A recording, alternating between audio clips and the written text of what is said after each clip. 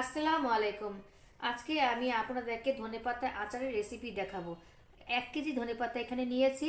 আর ধনেপাতাগুলো কুচি কুচি করে কেটেছি। এই ধনেপাতাগুলো ব্লেন্ডার মেশিনে ব্লেন্ড করতে হবে।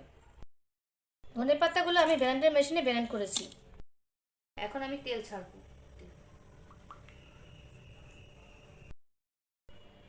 2 চামচ সরিষা বাটা,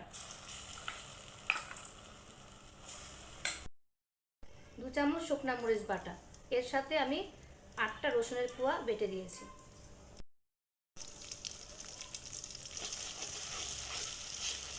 এতে আমি তেঁতুলের মাড় দিব।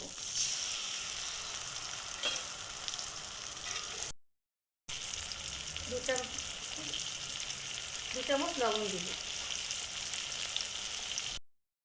এই বড় চামচের 1 চামচ চিনি দিব। আমি চিনির পরিমাণ কম দিব।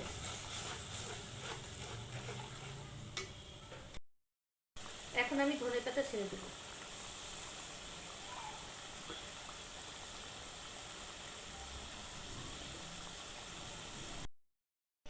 এখন আমি নাড়া দিব। যখন একটু ঘন হয়ে আসবে তখন আমি সিরকা দিব।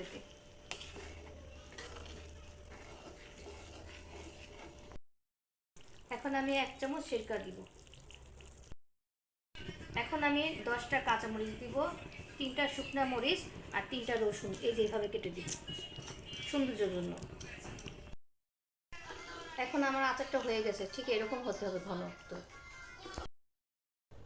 এখন আমার ধনেপাতার আচার বানানো শেষ। আল্লাহ হাফেজ।